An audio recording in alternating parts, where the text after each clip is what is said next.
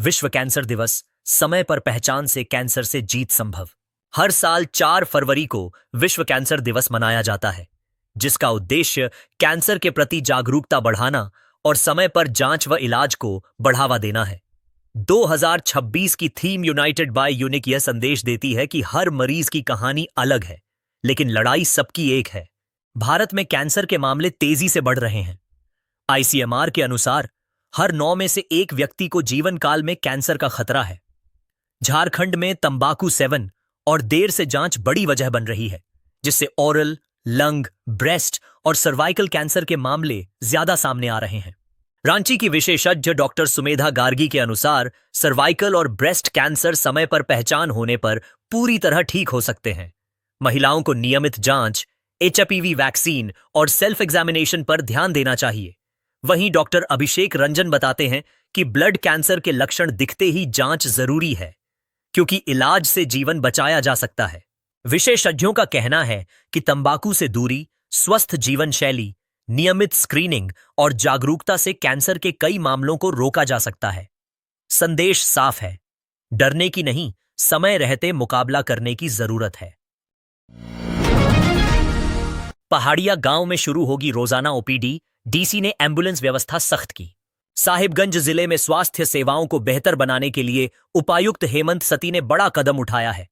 अब पहाड़िया गांव में आदिम जनजाति समुदाय के लिए रोजाना ओपीडी सेवा चलाई जाएगी, जिससे ग्रामीणों को गांव में ही इलाज मिल सकेगा। डीसी ने सभी एम्बुलेंस में जीपीएस सिस्टम लगाने का निर्देश दिया है, ताकि उनकी आवाजाही पर निगरानी रखी जा सके। जिला कंट्रोल रूम से रोज रिपोर्ट ली जाएगी। इस दौरान जिले की सभी एम्बुलेंस का भौतिक सत्यापन भी किया गया और तकनीकी स्थिति, उपकरण व साफ सफाई की जांच की गई। प्रशासन का कहना है कि आयुष्मान योजना के तहत एम्बुलेंस की कमी को पूरा किया जाएगा, ताकि दूर दराज के इलाकों तक समय पर स्वास्थ्य सेवा पहुंच। 8 लेन सड़क के किनारे स्कूल, बच्चों की सुरक्षा पर सवाल। झारखंड की पहली 8 लेन सड़क के किनारे स्थित उत्क्रमित मध्य विद्यालय बड़की बौआ बिना बाउंड्री वॉल के चल रहा है, जिससे यहां पढ़ने वाले बच्चों की सुरक्षा पर बड़ा खतरा बना हुआ है। तेज रफ्तार वाहनों की आवाजाही और ओवर स्पीडिंग के बीच बच्चे डर के माहौल में पढ़ने को मजबूर हैं। शिक्षकों के अनुसार सड़क निर्माण के दौरान स्कूल के कमरे और बाउंड्री तोड़ दी गई थी। निर्माण कंपनी द्वारा राशि देने का आश्वासन मिला, लेकिन 2 साल बाद भी न बाउंड्री बनी और न कक्षाओं का पुनर्निर्माण हो सका। कमरों की कमी के कारण छोटे बच्चों को एक ही कक्षा में पढ़ाया जा रहा है। बाउंड्री न होने से असामाजिक तत्व और मवेशी भी परिसर में घुस आते हैं, जिससे पढ़ाई प्रभावित होती है। प्रशासन का कहना है कि स्कूल को दूसरी जगह शिफ्ट करने की योजना है और निकाय चुनाव के बाद निर्माण कार्य शुरू किया जाएगा। तब तक स्कूल प्रबंधन को वैकल्पिक व्यवस्था करने के निर्देश दिए गए हैं। चतरा नगर परिषद चुनाव में जनता की प्राथमिकता, विकास, पानी और टैक्स। चतरा नगर परिषद चुनाव को लेकर शहर में राजनीतिक हलचल तेज है। 22 वार्डों में प्रत्याशी जनसंपर्क कर रहे हैं, लेकिन इस बार जनता बड़े वादों से ज्यादा जमीनी मुद्दों पर जवाब चाहती है। शहर की बढ़ती आबादी के साथ सड़क जाम, साफ सफाई, पेयजल और स्वास्थ्य सेवाएं सबसे बड़ी समस्याएं बन गई हैं। अधूरा बाईपास निर्माण, कचरा उठाव में अनियमितता और जल जमाव से लोगों की परेशानी बढ़ी है। वहीं बढ़ा हुआ होल्डिंग टैक्स भी चुनावी बहस का बड़ा मुद्दा बनकर उभरा है। कुल 35,562 मतदाता 23 फरवरी को 42 मतदान केंद्रों पर वोट डालेंगे। मतदाताओं का कहना है कि इस बार वही प्रत्याशी चुना जाएगा जो वादों से आगे बढ़कर शहर के विकास और बुनियादी सुविधाओं पर ठोस काम करेगा। देवघर नगर निगम चुनाव में वार्ड 5-6 की आवाज, पानी और सड़क सबसे बड़ा मुद्दा। नगर निकाय चुनाव की घोषणा के बाद देवघर में चुनावी सरगर्मी तेज हो गई है। ईटीवी भारत की टीम ने वार्ड नंबर 5 और 6 के लोगों से बात की, जहां स्थानीय निवासियों ने अपनी प्रमुख समस्याएं सामने रखीं। वार्ड नंबर 5 के कुंजीसार, बदना टीला, रामचंद्रपुर और चांदपुर इलाकों में पेयजल और जर्जर सड़कें सबसे बड़ी परेशानी हैं। लोगों का कहना है कि खराब सड़कों के कारण कई बार एम्बुलेंस तक नहीं पहुंच पाती। साथ ही स्ट्रीट लाइट की कमी से रात में आवाजाही असुरक्षित हो जाती है। वहीं वार्ड नंबर 6 के रतनपुर, हनुमान नगर, सिमरिया और आसपास के इलाकों में गर्मी के दिनों में पानी की भारी किल्लत रहती है। टैंकर की अनियमित आपूर्ति से लोगों को बूंद बूंद पानी के लिए जूझना पड़ता है। स्थानीय समाज सेवियों ने शिक्षा, स्वास्थ्य और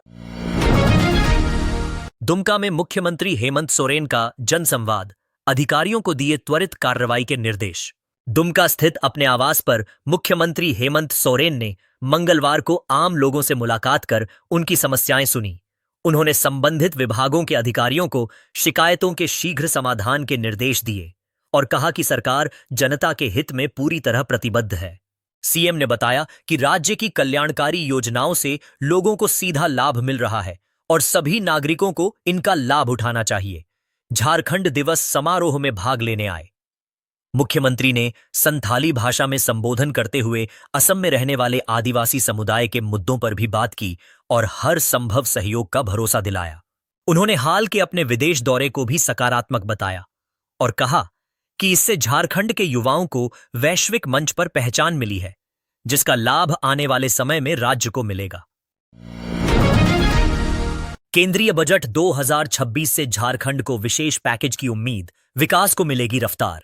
केंद्रीय वित्त मंत्री निर्मला सीतारमण 1 फरवरी को वित्तीय वर्ष 2026-27 का आम बजट पेश करेंगी। इस बजट से झारखंड को खास उम्मीदें हैं, खासकर इंफ्रास्ट्रक्चर, उद्योग और रोजगार के क्षेत्र में।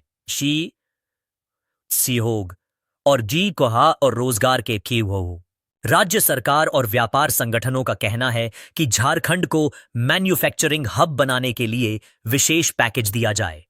खनिज क्षेत्रों को रेल नेटवर्क से जोड़ने, स्थानीय स्तर पर वैल्यू एडिशन बढ़ाने और शिक्षा, स्वास्थ्य सुविधाओं को मजबूत करने की मांग की जा रही है।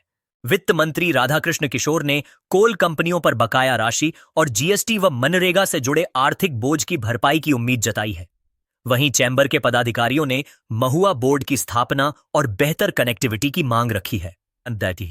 अर्थशास्त्रियों के अनुसार बजट में किसानों के लिए सहायता और राज्यों के बकाया भुगतान पर भी ध्यान दिया जा सकता है। कुल मिलाकर झारखंड को इस बजट से विकास और रोजगार के नए अवसर मिलने की उम्मीद है।